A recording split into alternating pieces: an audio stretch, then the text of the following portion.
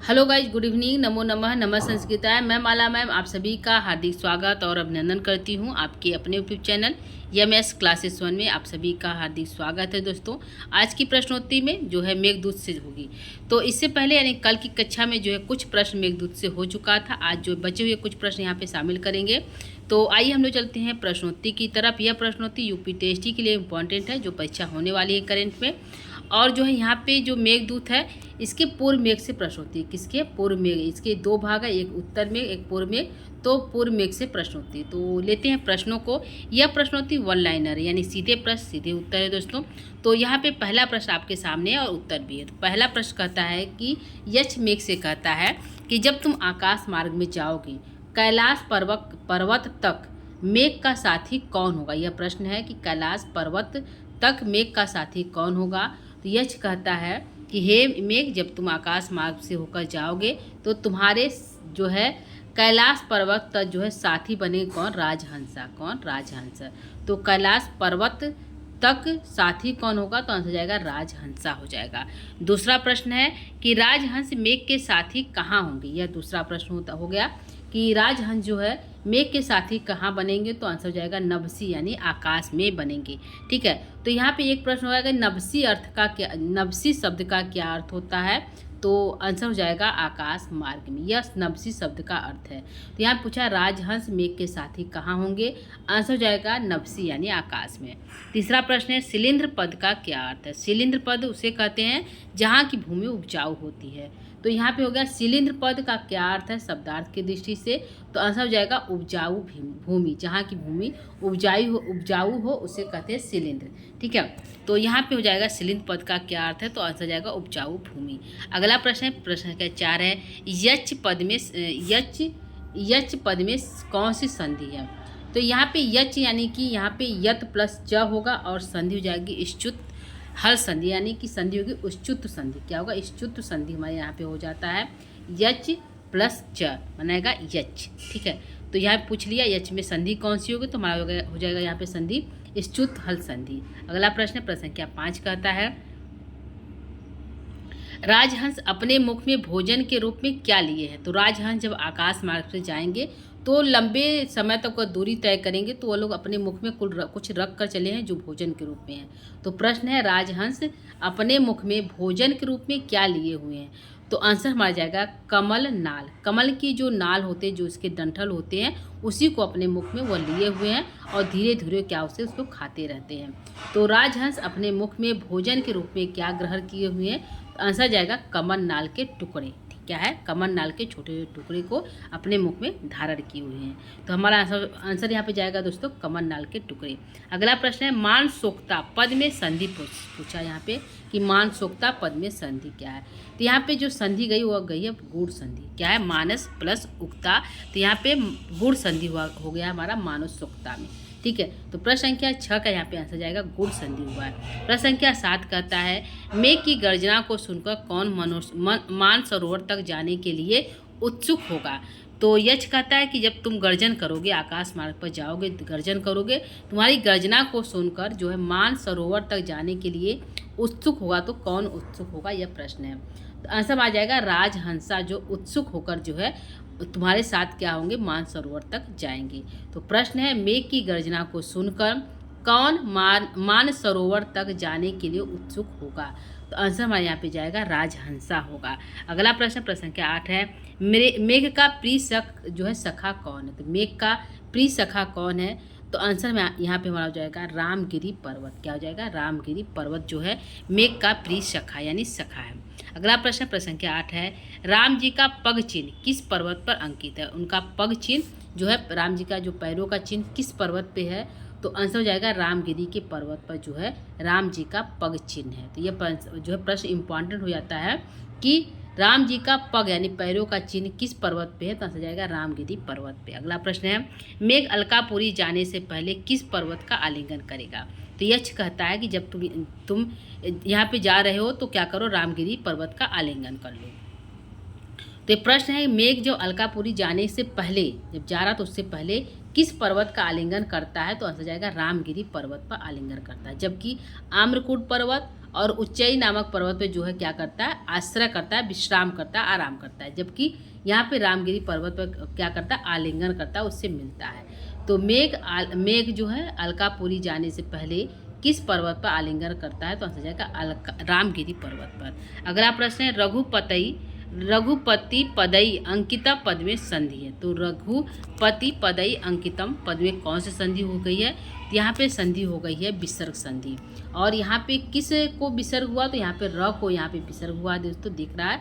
तो रघुपति पदई अंकितम पद बना रघुपति पदी अंकितम, तो यहाँ पे संधि हो गया विसर्ग संधि। अगला प्रश्न है प्रश्न संख्या 11 कहता है यक्ष मेघ को अलकापुरी जाने के लिए सबसे पहले क्या सुनता है। यक्ष जो है मेघ को अलकापुरी जाने के लिए सबसे पहले क्या सुनाता है, तो क्या सुनाता है, संदेश सुनाता है या मार्ग सुनाता है। तो सबसे पहले जो है यक्ष जो है मेघ को मार्ग बताता है, तुम्हें कैसे कैसे जाना है। उसके बाद संदेश सुनाता है कि कौन सा संदेश देना। तो यही है कि यक्ष मेघ को अलकापुरी जाने से पहले क्या सुनाता है, तो आंसर जाएगा मार्ग बताता है कि कैसे कैसे तुम्हें अलकापुरी जाना है।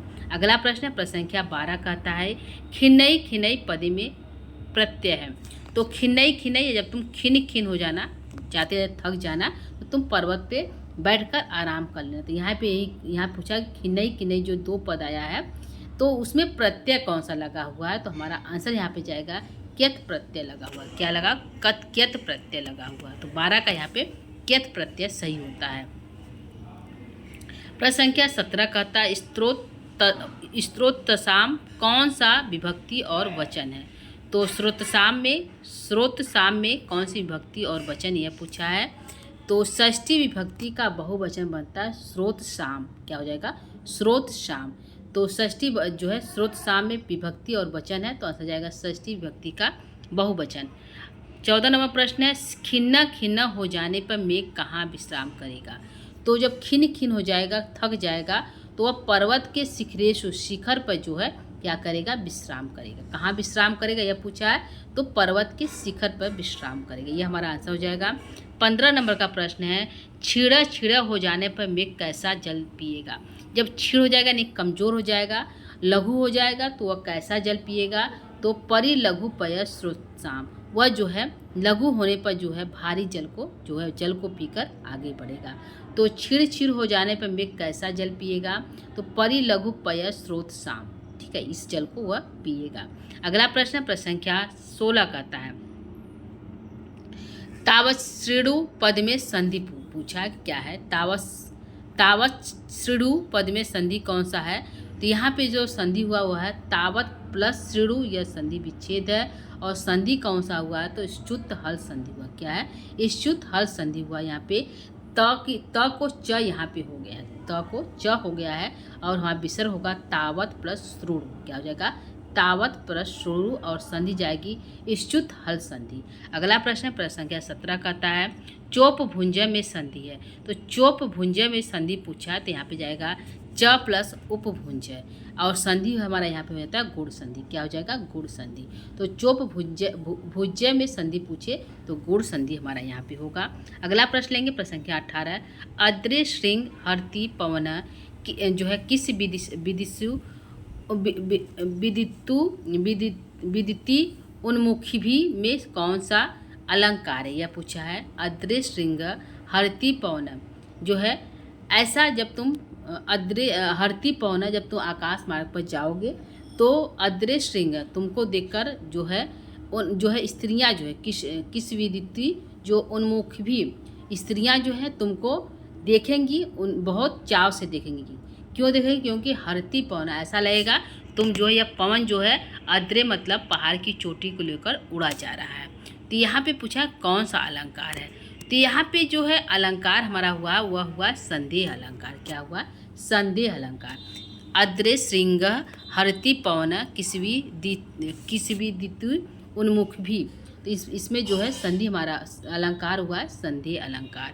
अगला प्रश्न है प्रश्न 19 कहता है इति उन्मुख भी पद में कौन सी संधि है। तो इति जो है उन्मुख भी में जो संधि हुआ है यड़ संधि। इति प्लस उन्मुख भी जो है संधि विच्छेद होगा, और संधि हमारी जाएगी यड़ संधि। तो ऐसा प्रश्न पूछ सकता है कि इति उन्मुख भी में पद में कौन सी संधि है? तो आंसर हमारा जाएगा यर संधि है, इति प्लस उन्मुख भी। अगला प्रश्न है प्रश्न संख्या यहाँ पे 20 कहता है मुग्ध सिंधान जो है अंगनाभि पद में कौन सा समास है? तो मुग्ध सिद्धों की जो अंगनाएं हैं, जो उनकी पत्नियां हैं, उसने पूछा कौन सा अलंकार? तो मुग्ध सिद्धांगनाभि पद में कौन सा समास है? तो आंसर यहाँ पे जाएगा बहुब्रीहि समास है। क्या है? बहुब्रीहि समास है, मुग्धा या सिद्धांगना। ठीक है, यह हमारा संधि विच्छेद है और संधि गया यहाँ पे बहुब्रीहि संधि। अरे समास, सॉरी दोस्तों, समास।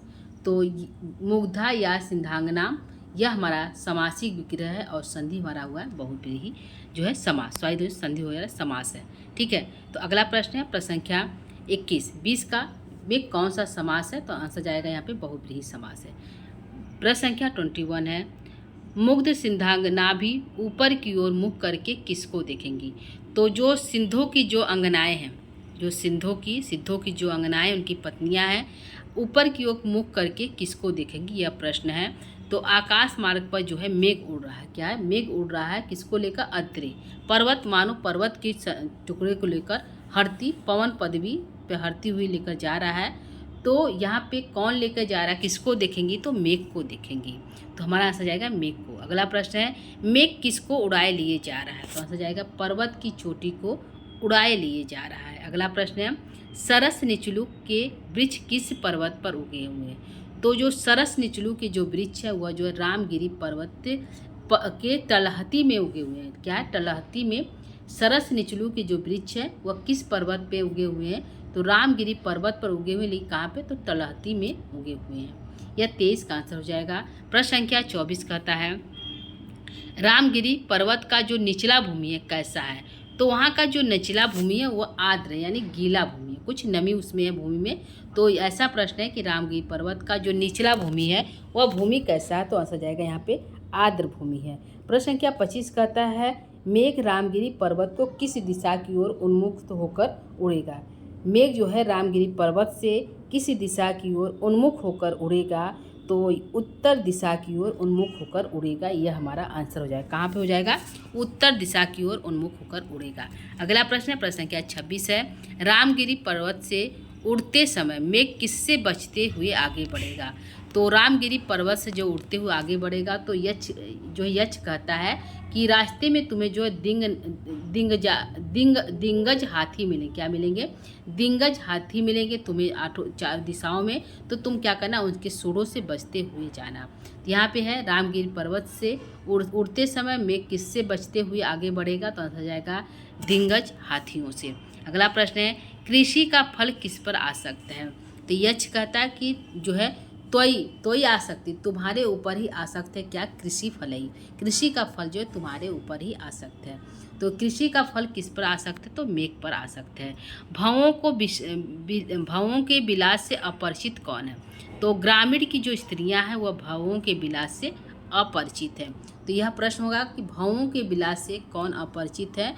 तो आंसर जाएगा ग्रामीण की स्त्रियां अपरिचित है। प्रश्न संख्या 29 कहता है स्नेहशील ग्रामीण वनिताओं की आंखों में कौन देखा जा रहा है? तो स्नेहशील जो ग्रामीण की वनिताओं में की आंखों में कौन देखा जा रहा है? तो आंसर जाएगा मेघ देखा जा रहा है। हल जोतने से कौन सा देश सुगंधित हो जाएगा? यह प्रश्न होगा। तो हल जोतने से कौन सा देश सुगंधित हो गया था? तो माल देश। वहाँ पे बोलता है कि हल जोते हुए जो है खेत तुम्हें मिलेंगे और तुम क्या कर देना? वहाँ पे थोड़ा सा बारिश कर देना जिससे वहाँ के मिट्टी में सुगंध आ जाए। तो ये प्रश्न है हल जोते हुए हल यानी खेत में कौन जो है सुगंधित हो जाएगा? कौन सा देश सुगंधित हो जाएगा? तो आंसर जाएगा माल देश सुगंधित हो जाएगा। प्रश्न संख्या 31 है माल देश से होकर यक्ष मेघ को किस दिशा की ओर जाने के लिए कहता है? कहता है कि माल प्रदेश में तुम थोड़ा बारिश कर देना और क्या करना?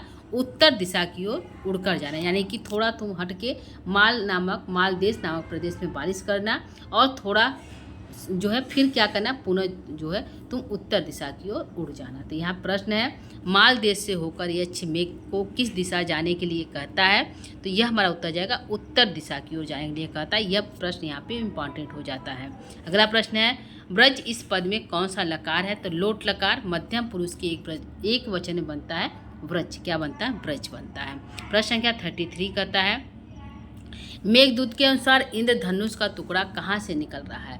तो मेघदूत के अनुसार इंद्रधनुष का टुकड़ा मानो बाबी के अग्रभाग से निकल रहा है। किसके? बाबी के अग्रभाग से निकल रहा है। यह हमारा आंसर हो जाएगा। प्रश्न संख्या 34 कहता है, गोप भेषधारी भगवान विष्णु के समान शोभा को कौन धारण करता है?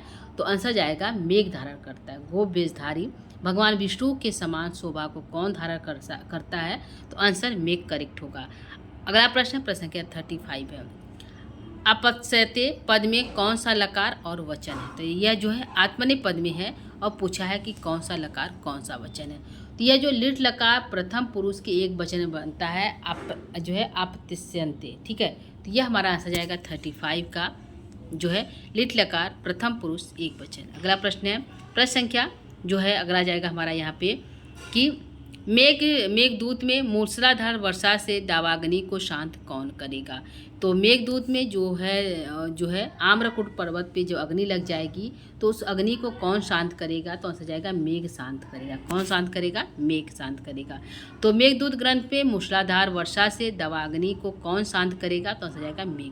अगला प्रश्न, थके हुए मेघ को अपने सिर पर कौन धारण करेगा?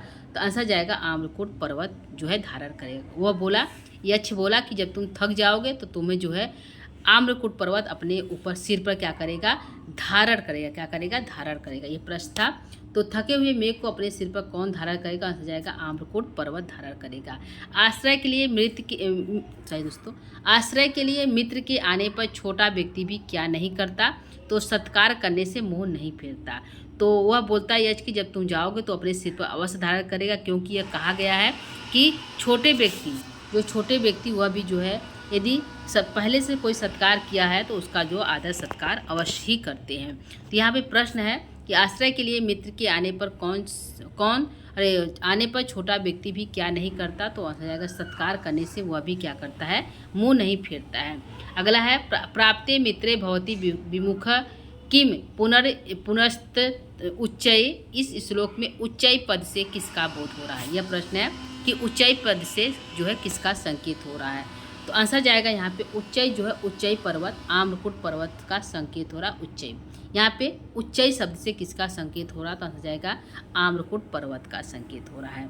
तो प्रश्न संख्या 4 का यहाँ पे आम्रकुट पर्वत करेक्ट है। अगला है, वक्षति पद में कौन सा लकार वह वचन है?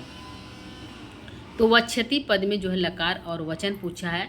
तो वक्षति जो है लट लकार का है और प्रथम पुरुष एक वचन बनता है वक्षति। ठीक है, वक्षति वक्षता वंछन्ति इस प्रकार से रूप चलेगा जो है। तो यहाँ पे हो गया वक्षति पद में कौन सा लकार है? तो यहाँ पे लिट लकार प्रथम पुरुष एक वचन है। प्रश्न संख्या 6 है, क्षुद्र व्यक्ति भी किसके उपकार को नहीं भूलते हैं? तो जो है मित्रगण के उपकार को नहीं भूलते हैं। कौन सा? जो क्षुद्र व्यक्ति है वो भी क्या करते हैं? मित्र के जो है उपकार को नहीं भूलते हैं। 8वां प्रश्न है, आम्रकुट पर्वत मेघों को कहाँ पर जो है कैसे धारण करे? ये आम्रकुट पर्वत मेघ को कहाँ वह कैसे धारण करेगा? तो वह जो है अपने मूर्धन्य अपने सिर पर धारण करे। कैसे? साधु जो है साधु मूर्धन्य प्रेम से जो है अपने सिर पर धारण करेगा। यह प्रश्न है। प्रश्न संख्या 8 कहता है, न क्षुद्रो अपि प्रथमा सुकृता प्रेक्षया जो है संश्रयाय। यह सूक्ति कहाँ से उद्गृत है? तो क्षुद्रो अपि प्रथम बार जो है क्षुद्र भी है। यहाँ पे क्षुद्रो अपि जो ये पूछा है कि कौन सी इसकी सूक्ति कहाँ से उद्गृत है? तो आंसर जाएगा मेघदूत से उद्गृत है। तो न क्षुद्रो अपि प्रथमो सुकृतो प्रेक्षया जो है संश्रयाय। यह सूक्ति कहाँ से उद्गृत है? तो आंसर जाएगा मेघदूत से उद्गृत है। प्रश्न संख्या 8 है, यक्ष मेघ को किस पर्वत की चोटी पर चढ़ने की बात करता है? तो आंसर जाएगा आम्रकुट पर्वत पर चढ़ने की बात करता है। तो 8 का आम्रकुट पर्वत हो जाएगा। 9 है, आम्रकुट पर्वत की चोटी पर बैठने पर मेघ कैसा प्रतीत होगा? यह इम्पॉर्टेंट हो जाता है। ठीक है, तो आम्रकुट पर्वत की चोटी पर बैठने पर मेघ कैसा प्रतीत हो जाएगा? तो चिकने वालों के जोड़े के समान, मानो कोई जोड़ा किया हो उस प्रकार से चिकने बालों के जोड़ों के समान जो प्रतीत होगा। कौन प्रतीत होगा? तो मेघ प्रतीत होगा। कहाँ बैठने पर? आम्रकूट पर्वत की चोटी पर बैठने पर। तो प्रश्न का यही है कि आम्रकूट पर्वत की चोटी पर बैठने पर मेघ कैसा प्रतीत हो रहा है? तो आंसर जाएगा चिकने बालों के जोड़ों के समान। प्रश्न संख्या 10 है, मेघ के जो है शिखरा आरूढ़ होने पर आम्रकूट पर्वत किस प्रकार सुशोभित होगा? तो यह वेरी इंपॉर्टेंट है कि वह जो है शिखर पे उसके जो है बैठ जाएगा तो किस प्रकार जो है सुशोभित हो जाएगा, तो हो जाएगा पृथ्वी के स्तन के समान सुशोभित होगा। कौन? जो है तो मेघ है। तो प्रश्न संख्या 10 का यहाँ पे मेघ के शिखरारूढ़ होने पर आम्रकूट पर्वत किस प्रकार सुशोभित होगा? तो ऐसा जाएगा पृथ्वी के स्तन के समान। प्रश्न संख्या 11 है, आम्रकूट पर्वत किससे ढका हुआ है? तो आम्रकूट जो पर्वत है वह जो है पके हुए आमों से ढका हुआ है, इसलिए उसका नाम आम्रकूट पर्वत पड़ा हुआ है। तो आम्रकूट पर्वत किससे ढका हुआ? तो पके हुए आमों से ढका हुआ है। मेघ के शिखरा आरूढ़ होने पर आम्रकूट पर्वत किसके देखने योग्य शोभा को प्राप्त करेगा? तो मेघ के जब वह जो है शिखर पर आरूढ़ हो जाएगा तो आम्रकूट पर्वत किसके देखने योग्य यानी शोभा को प्राप्त होगा? तो यहाँ पे जो देवों की जोड़े हैं, जो पति पत्नी देवता लोग हैं, वह क्या करेंगे? बहुत जो है चाव से क्या करेंगे? तुमको देखेंगे। इसको मेघ को। तो यहाँ पे प्रश्न है, मेघ की जब शिखरारूढ़ हो जाएगा कहाँ पे? आम्रकूट पर्वत पर, तो देखने योग्य शोभा को कौन प्राप्त होगा? तो आंसर जाएगा देवों के जोड़ों द्वारा देखा जाएगा। यहाँ पे प्रश्न संख्या 13 है, यास्यति पद में लकार एवं वचन पूछा है, क्या है? तो यह लिट लकार प्रथम पुरुष एक वचन बनता है, यास्यति, यास्यते, यास्यन्ति, ऐसा रूप हमारा चलेगा धातु रूप। और 13 का यहाँ पे आंसर जाएगा लिट लकार प्रथम पुरुष एक वचन, और जो हो जाएगा कौन से काल में? तो भविष्य काल में। अगला प्रश्न संख्या 14 है, मध्य श्यामा स्तन इव भुव शेष विस्तार पांडु, इस श्लोक में कौन सा अलंकार है? मध्य श्यामा, तो मध्य श्यामा बीच में स्तन पृथ्वी के समान जो है सुशोभित होगा, तो उपमा अलंकार, उपमा दिया गया है पृथ्वी के जो है स्तन के समान, किसको? मेघ को। तो यहाँ पे उपमा अलंकार का हमारा प्रयोग हो जाता है। 14 नंबर प्रश्न संख्या 15 कहता है, आम्रकूट पर्वत पर रुककर मेघ को वर्षा करने के लिए कौन कह रहा है? तो आम्रकूट पर्वत पर रुककर मेघ को वर्षा करने के लिए यक्ष प्रेरित कर रहा है कि तुम वहाँ रुकना और थोड़ा सा बारिश कर देना।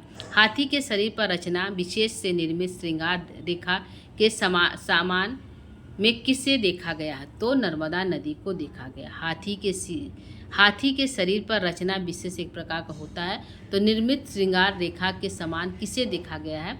तो नर्मदा नदी को ऐसा प्रतीत होता है कोई हाथी है और उसके ऊपर जो इस प्रकार के कुछ चिन्ह बने हुए हैं। ठीक है, किसको देखकर? नर्मदा नदी को। तो प्रश्न संख्या 16 का हो जाएगा नर्मदा नदी। विंध्याचल की पत्थरों के ऊपर जो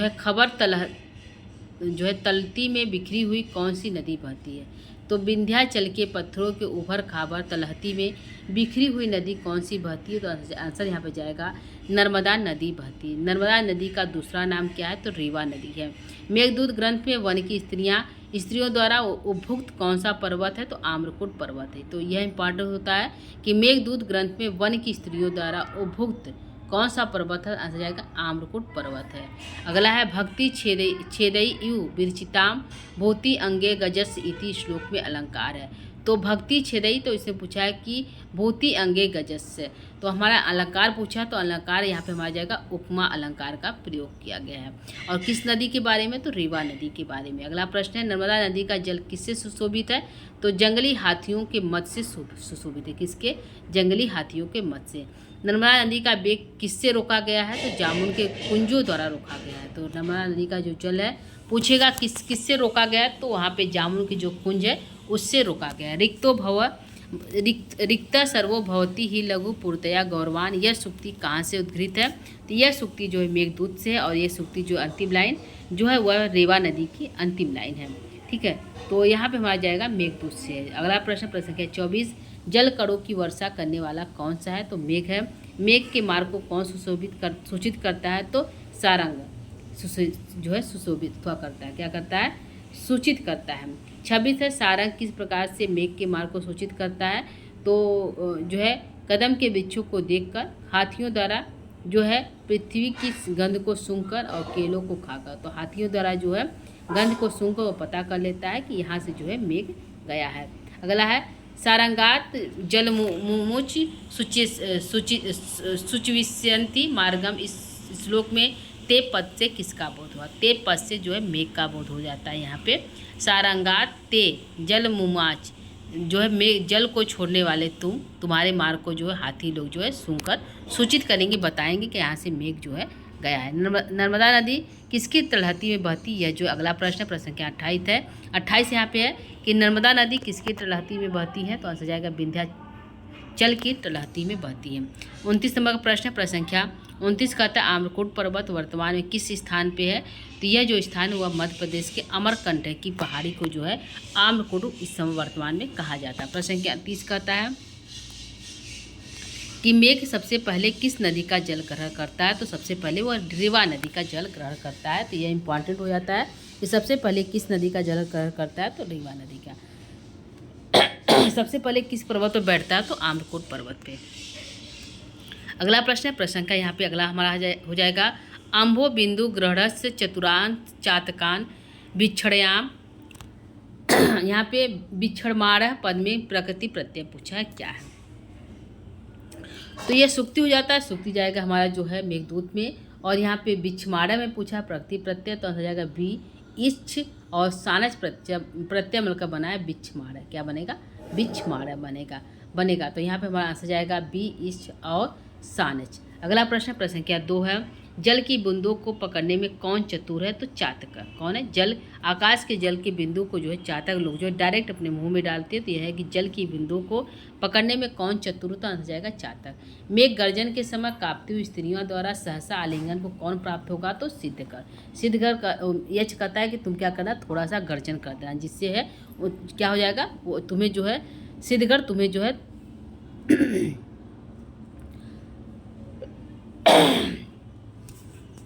सही दोस्तों, यहाँ पे है कि मेघ गर्जन के समय कांपती हुई स्त्रियां द्वारा सहसा आलिंगन को कौन प्राप्त करेगा? आंसर जाएगा सिद्धकर प्राप्त करेंगे। प्रश्न संख्या 4 है पंक्तिबद्ध बगुलियों को गिनने का काम कौन करता है? तो सिद्धकर करते हैं। क्या करेंगे? सिद्धकर करेंगे। तो पंक्तिबद्ध जो बकुलियाँ हैं वो रास्ते में जाती हैं, तो उनके गिनने का काम जो है कौन करता है? सिद्धकर करते। क्यों गिनते हैं? वह अपनी जो है सिद्ध यानी कि पत्नियों क्या करते हैं? दिखाते हैं। सिद्धगढ़ किसको बहुत अधिक मानेंगे? तो तुमको, यानी मेघ को तुमको बहुत अधिक मानेंगे। तो सिद्धगढ़ किसको बहुत अधिक मानेंगे? तो जाएगा मेघ को मानेंगे। प्रश्न संख्या 6 चातकों को अपनी दृष्टि का विषय कौन बनाएगा? तो सिद्धगढ़। क्या है? सिद्धगढ़। प्रश्न संख्या 7 है त्वाम आसाद्य स्तनि समय मानिष्यन्ति सिद्ध्या। इस श्लोक में स्तनि पद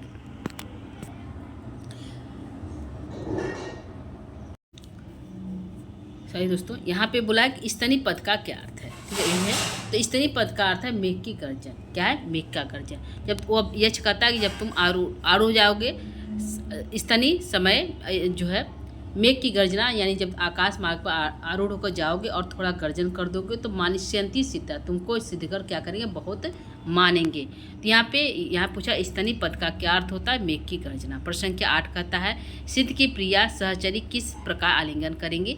तो कंपित और संभ्रम के कारण कांपती और घबराती हुई क्या करेंगे? जो है अपने सिद्धकर का आलिंगन करेंगे। तो कैसे करेंगे आलिंगन? यह प्रश्न इंपॉर्टेंट हो जाता है। तो कंपित और संभ्रम के साथ करेंगे आलिंगन। प्रश्न संख्या 8 कहता है मयूर के बोलने की ध्वनि क्या कहते हैं? के का ध्वनि कहते हैं। यह इंपॉर्टेंट है कि मयूर के बोलने की ध्वनि क्या कहा जाता है? तो के का ध्वनि कहा जाता है। मेघ को शीघ्र जाने के लिए कौन प्रेरित कर रहा है? तो यक्ष प्रेरित कर रहा है कि तुम क्या करना है? शीघ्र वहाँ पे जाना। प्रश्न संख्या 10 कहता है उपश्यामी द्रुतम अपि सखे जो है मप्रियार्थे जो है यासो। इस श्लोक में सखे पद से किसका बोध हो रहा है?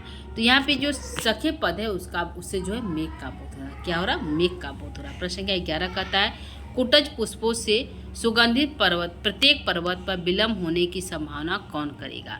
तो कुटज पुष्पों से सुगंधित प्रत्येक पर्वत पर विलम्ब होने की संभावना यक्ष करेगा कि क्या कि इसके जो है इनसे कुटज पुष्पों से जो सुगंधित जो पर्वत है उस पर जो क्या करेगा? यक्ष जो है मेघ जो है विलम्ब करेगा। यह कौन सोचता है? यह जो यक्ष कहता है। आंसुओं से भरे नेत्रों द्वारा मेघ का स्वागत कौन करेगा? तो आंसुओं से भरे नेत्रों द्वारा मेघ का स्वागत जो है आंसुओं से भरे नेत्रों द्वारा मेघ का स्वागत कौन करेगा?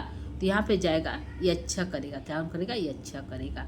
प्रश्न संख्या 13 कहता है शुक्ला पांगे पद में समास है।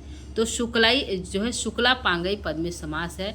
शुक्ला अपांग ए शाम तय तय यह जो है संधि विच्छेद है और यहाँ जो है सॉरी दोस्तों समास है। शुक्ला जो है अपांग ए शाम तय यह जो है समास विग्रह है और यहाँ पे समास हुआ है बहुब्रीहि समास। प्रश्न संख्या 14 कहता है रेवा नदी को पार करके मेघ कहाँ पहुँचेगा? तो दसाड़ देश पहुँचेगा। कहाँ पहुँचेगा? दसाड़ देश पहुँचेगा। दसाड़ देश किस पुष्पों से विकसित होने पर पीली क्रांति वाला हो जाएगा? तो वहाँ पे केतली के पुष्प फूले और उसके फूलने से ऐसा लगेगा कि पीली क्रांति हो गई है। तो दसाड़ देश किस पुष्पों के विकसित होने पर पीली क्रांति वाला हो जाएगा? तो केतकी के फूल। दसाड़ देश किस पके हुए फलों से काले वन वाला हो जाएगा? तो दसाड़ देश में किस पके हुए फलों से काले वन वाला हो जाएगा? तो जामुन के वहाँ पे पेड़ है और पके हुए, जिससे पता चलेगा कि यह जो है वन पूरा क्या है? काला हो गया। प्रश्न संख्या 17 कहता है कि मेघ के आने पर घोंसले का निर्माण कौन करने लगेंगे? तो आ जाएगा गृह पंछी। तो यह कहता है जब तुम दसाड़ देश जाओगे तो वहाँ की जो पंछियाँ तुमको देखकर क्या करेंगे? अपने गृह यानी अपने घरों को बनाने लगेंगे। तो यहाँ प्रश्न है मेघ के आने पर घोंसले का निर्माण कौन करने लगेंगे? तो आ जाएगा गृह पंछी। प्रश्न संख्या 18 है गृह पंछी किस देश में घोंसले का निर्माण करेंगे? तो हमारा आंसर जाएगा दसाड़ देश में अपने घोंसले का निर्माण करेंगे। तो 18 का हो गया। अगला प्रश्न 19 है गृह बलि भूताम पद से किसका बोध हुआ? तो हमारे यहाँ पे जाएगा गौरैया। और गौरैया ही वो जो पंछी जो अपने घोंसलों को क्या करेंगे? बनाएंगे। कब? जब तुम वहाँ पे जाओगे तब। तो गृह बलि भुजाम पद से किसका बोध हो रहा है? तो गृह बलि भुजाम पद से जो गौरैया पंछी का बोध होता है। प्रश्न संख्या 20 कहता है हंस किस देश में थोड़ी देर के लिए स्थायी रहेगा? तो हंस जो है दसाड़ देश में थोड़ी देर के लिए क्या करेगा? स्थायी रहेगा। वहाँ थोड़ा रुकेगा, बारिश करेगा, उसके बाद जाएगा। तो हंस, यह प्रश्न बनता है कि हंस किस देश में थोड़ी देर के लिए स्थायी होंगे? तो आंसर यहाँ पे जाएगा दसाड़ देश। प्रश्न संख्या 21 कहता है त्वयि आसन्ने पद में त्वयि पद किसके लिए है? त्वयि आसन्ने, तो यहाँ पे आ जाएगा मेघ के लिए। त्वयि आसन, जब तुम आकाश मार्ग पर आसन होकर जाओगे तब। तो त्वयि सबसे जो है यहाँ किसका बोध हुआ? तो यहाँ पे बोध हुआ मेघ का। अगला प्रश्न दसाड़ की राजधानी क्या है? यानी दसाड़ जो देश है उसकी राजधानी क्या है? यह इंपॉर्टेंट प्रश्न है। विदिशा है। क्या है? विदिशा। दसाड़ देश की राजधानी कौन सी है? तो आ जाएगा विदिशा देश है। प्रश्न संख्या 23 कहता है विदिशा में कौन सी नदी बहती है? जो विदिशा देश है उसमें कौन सी नदी बहती है? तो वहाँ पे जो नदी बहती है वह बहती है बेत्रवती। कौन सी बहती है? बेत्रवती नदी बहती। कहाँ पे? विदिशा में। तो यहाँ पे हो जाएगा बेत्रवती। अगला प्रश्न बेत्रवती नदी का जल कैसा है? तो चंचल और स्वादिष्ट है। जो बेत्रवती नदी है उसका जल कैसा है? तो चंचल और स्वादिष्ट है। प्रश्न संख्या 25 कहता है मेघ कहाँ जाकर अपनी कामुकता का जो है सारा फल प्राप्त करेगा? मेघ कहाँ जाकर अपनी कामुकता का सारा फल प्राप्त करेगा? आंसर हो जाएगा दसाड़ की राजधानी विदिशा में। क्या हो जाएगा? दसाड़ की राजधानी जो विदिशा है वहाँ पे जाकर अपनी जो है सारी कामुकता इच्छाओं को क्या करेगा? प्राप्त करेगा। प्रश्न संख्या 26 कहता है मेघ किसके अधर का रसपान करके अपनी कामुकता का संपूर्ण फल प्राप्त करेगा? तो आंसर यहाँ पे जाएगा बेत्रवती नदी का। किसका है? बेत्रवती नदी का। मेघ किसके अधर का रसपान करके अपनी कामुकता का संपूर्ण फल प्राप्त करेगा? तो बेत्रवती नदी। अगला प्रश्न है प्रश्न संख्या 27 है बेत्रवती नदी के जल को किसके समान बताया गया है? तो नायिका के मुख की तरह बताया गया है। तो बेत्रवती का जो जल है किसके समान बताया गया है दोस्तों? तो आ जाएगा नायिका के मुख की तरह बताया गया है। अगला है सभ्रूभंग मुखम इव पयो इस श्लोक में अलंकार है। तो जो है संभ्रूभंग मुख इव पौ में जो अलंकार है तो हमारा से जाएगा यहाँ पे उत्प्रेक्षा अलंकार है। क्या? उत्प्रेक्षा अलंकार। प्रश्न संख्या 29 कहता है कि बेत्रवती नदी का जल पीने के बाद मेघ को कहाँ विश्राम करने को कहा? तो निश्चय नामक पर्वत पे। कहाँ पे? निश्चय नामक पर्वत पे। तो यहाँ पे जो एक क्वेश्चन है कि इसमें कौन सा अलंकार है? तो अलंकार हमारे यहाँ पे गया था उत्प्रेक्षा अलंकार और जो है नायिका के मुख की तरह है और क्या है? चंचल है। यहाँ पे प्रश्न है कि नायिका कैसी है? तो चंचल है। अगला है प्रश्न संख्या 30 विदिशा के नागरिकों का यौवन किस पर्वत में प्रकट होता है? तो निश्चय नामक पर्वत में। विदिशा के जो नागरिक है वह जो वहाँ अपनी क्या करते हैं, अपनी जो वेश्याएं उनको लेकर वहाँ पे जाते हैं। तो यह प्रश्न है कि विदिशा के नागरिकों का यौवन किस पर्वत में प्रकट होता है? आंसर जाएगा निश्चय नामक पर्वत पे। अगला प्रश्न है विदिशा की वेश्याएं अपने शरीर में क्या लगाई हुई हैं? तो परिमल पदार्थ, यानी कोई सुगंधित पदार्थ का नाम है, तो परिमल पदार्थ को लगाई हुई, जिससे वह गुफा जो है महकता रखता है। तो यहाँ पे प्रश्न है विदिशा की वेश्याएं अपने शरीर में क्या लगाती हैं? तो आंसर जाएगा परिमल पदार्थ लगाती हैं। किसके जाने पर निश्चय नामक पर्वत पुलकित हो जाता है? तो मेघ के जाने पर निश्चय नामक पर्वत जो है पुलकित हो जाता है। कदम की पौड़ पुष्प के समान किसका मन पुलकित हो रहा है? तो निश्चय पर्वत का जो है पौड़, कदम का जो है पुष्प होता है वह खिला खिला होता है, उसके रोवे जो है फैले हुए होते हैं। तो ये कदम की पौड़ पुष्प के समान किसका मन मानो पुलकित हो रहा है? तो जाएगा निश्चय नामक पर्वत का मन पुलकित हो रहा है। ये पूछ सकता है कि निश्चय नामक जो है पर्वत का पल जो है निश्चय नामक पर्वत का जो है मन कैसे पुलकित हो रहा है, किस पुष्प की तरह? तो आंसर जाएगा कदम के पुष्प की तरह। अगला प्रश्न संख्या 34 है यक्ष विश्राम करने के बाद रास्ते में कहाँ की कलियों को सींचते हुए जाने की को कहा गया है? तो यक्ष जो है विश्राम करने के बाद रास्ते में कहाँ की कलियों को सींचते हुए जाएगा? तो आंसर जाएगा वन नदी के तीरे जूही की कलियों को सींचते हुए जाएगा। किसके? जूही की कली को सींचते हुए जाएगा। गालों के पसीनों को पोंछने के लिए पीड़ा से मुरझाई हुई कानों में कमल वाली कौन है? तो आंसर जाएगा मालिनिया है। कौन है? मालिनिया। किसके जो है कड़ो उत्पन्न मुरझा गए हैं? तो जाएगा मालिनियों के कड़ो उत्पन्न जो है मुरझा गए।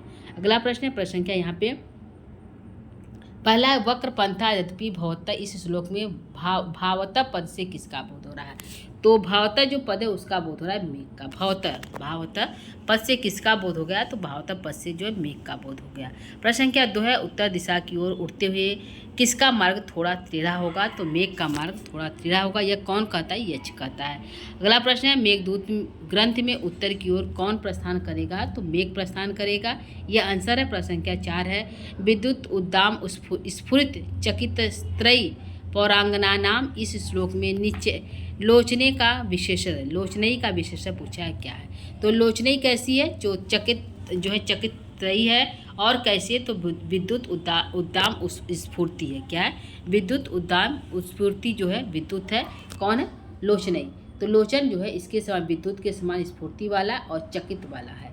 यह जो है लोचन का विशेषण। अगला प्रश्न है विद्युत उद्दाम स्फुरित चकितई तस्य पौरांगना नाम, इस श्लोक में तत् से किसका बोध है? तत् जो है किसका बोध हो रहा है? तो आंसर जाएगा यहाँ पे उज्जैनिया का बोध हो रहा है। किसका? उज्जैनी का बोध हो रहा है। किससे? या विद्युत उद्दाम स्फुरित चकित त्रयी पौरांगना नाम। ठीक है। अगला प्रश्न क्या 6 है विद्युत दाम स्फुरित चकित त्रयी नेत्रों वाली कौन है? तो आंसर जाएगा पौरांगना नाम, यानी स्त्री उज्जैनी की स्त्रियां हैं। क्या? उज्जैनी की स्त्रियां हैं। कौन है? जो जिनकी नेत्रों जो है चकित हैं, जो तुमको चकित से विद्युत स्फूर्ति मानो बिजली के समान स्फूर्ति से चकित होकर तुमको देखेंगी।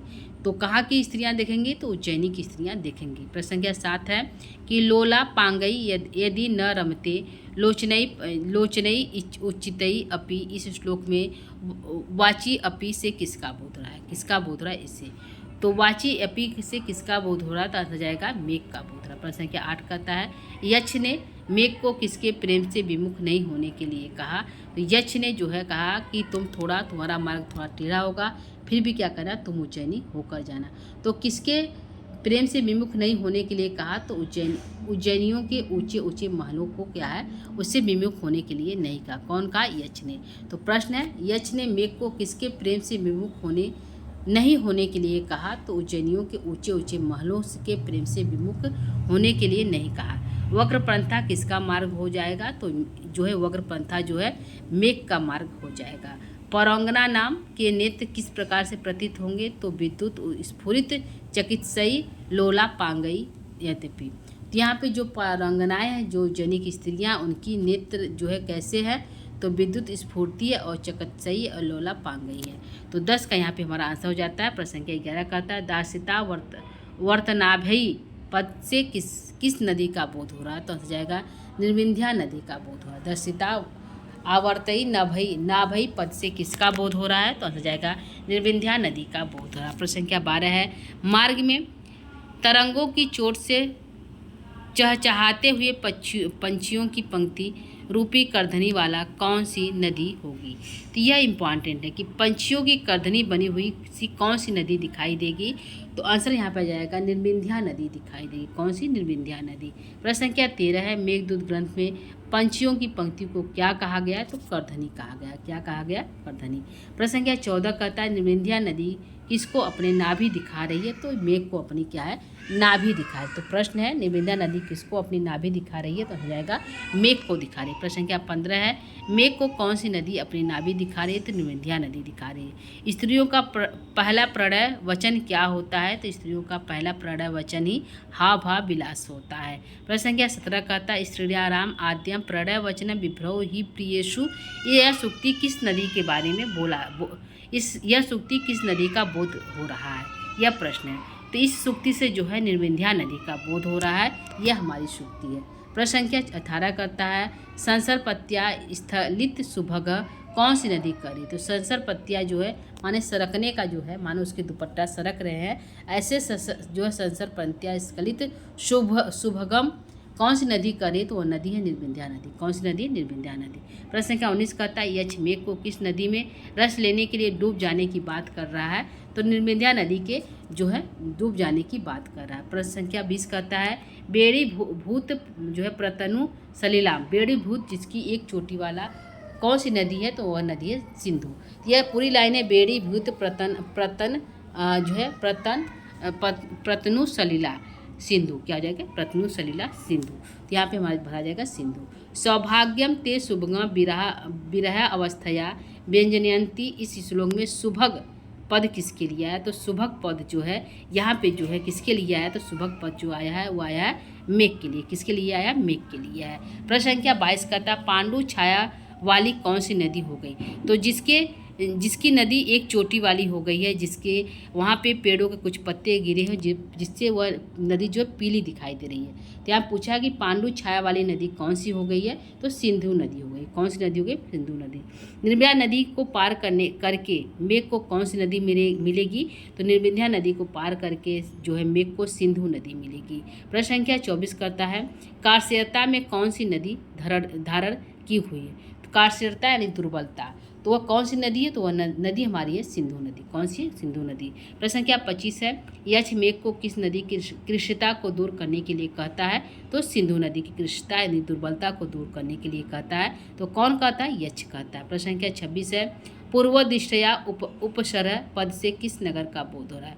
तो पूर्वदिष्टया उपसरह पद से जो है उज्जैनी नगरिया का बोध हो रहा है। किससे हो रहा है? उज्जैनी नगरिया का बोध हो रहा है। 26 का यहाँ पे हमारा जाएगा उज्जैनी नगर है। प्रश्न संख्या 27 है, सिंधु नदी को पार करके मेघ कहाँ पहुँचेगा? तो सिंधु नदी को पार करके मेघ जो अवंती पहुँचेगा। कहाँ पहुँचेगा? अवंती पहुँचेगा। अवंती नगर के वृद्ध ग्रामवासी किसके कथा को सुनाते? तो उदयन की कथा को सुनाते। यह इंपॉर्टेंट प्रश्न हो जाता है कि अवंती नदी के जो वृद्ध है ग्रामवासी किसकी कथा को सुनाते हैं? तो उदयन की कथा को सुनाते हैं। अगला प्रश्न है,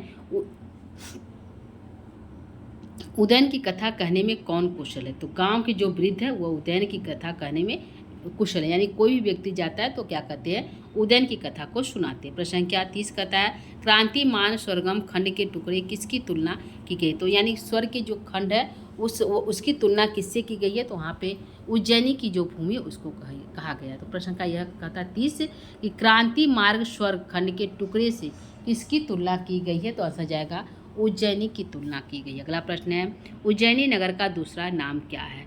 तो उज्जैनी नगर का दूसरा नाम है वह है विशालाम। क्या है? विशालाम। तो विशालाम यहाँ जो उज्जैनी का दूसरा नगर दूसरा नाम है। प्रश्न संख्या 32 कहता है, धन संपत्ति से संपन्न कौन सी नगरी है? तो धन संपत्ति से जो संपन्न नगरी वह नगरी है उज्जैन। क्या? उज्जैन है। प्रश्न संख्या 33 है, श्री विशालम से किस नगर का बोध हो रहा है? यहाँ पे श्री विशाल से उज्जैनी नगर का बोध हो रहा है। किसका है? उज्जैनी नगर का।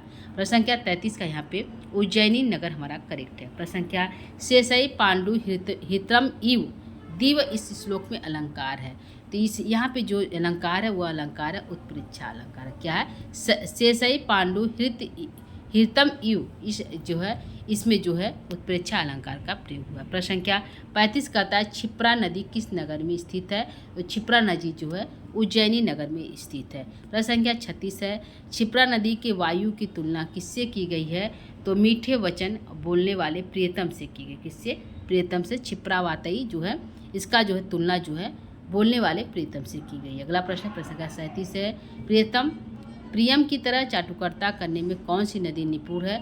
तो क्षिप्रा नदी निपुण है। तो प्रश्न इंपॉर्टेंट भी आता है कि प्रियम की तरह, प्रेमी की तरह कौन सी, प्रियतम की तरह कौन सी नदी जो चाटुकर्ता करने में निपुण है? तो वह नदी है क्षिप्रा नदी। जो है प्रति उसेसु पद का क्या अर्थ है? प्रत्युशेषु पद का क्या अर्थ है? यह हमारा प्रश्न है। तो आंसर जाएगा प्रातःकाल। क्या है? प्रातःकाल। और इसमें संधि है यड़ संधि। अगला प्रश्न है कमलों की सुगंध से युक्त हवा किस नदी की बहती है? तो क्षिप्रा नदी की बहती है कमलों से सुगंध हवा। प्रश्न संख्या 40 कहता है स्त्रियों की संभोग की थकान को कौन नदी दूर करती है? तो क्षिप्रा नदी जो उनके संभोग को दूर करती है। संभोग के क्या है? थकान को दूर करती है। ध्यान रखना, थकान को दूर करती है। तो यहाँ पे 40 प्रश्न हो चुके हैं दोस्तों। तो यहाँ पे कई प्रश्न यानी कि 100 प्लस जो है 100 प्रश्न प्लस हमारा गया होगा प्रश्न। तो आज के प्रश्नोत्तरी को यहीं पे हम समाप्त करेंगे। आगे की जो प्रश्नोत्तरी हमारा जो मेघदूत से है उसको जो है कल की कक्षा में हम जो है पुनः लेकर उपस्थित होंगे जो उज्जैनी से संबंधित है। तो आज के लिए इतना ही दोस्तों। आगे की प्रश्नोत्तरी हम लेकर पुनः उपस्थित होंगे आज जो है। ठीक है दोस्तों, तो आज के लिए इतना ही। नमो नमः, नमः संस्कृताय, धन्यवाद, थैंक यू।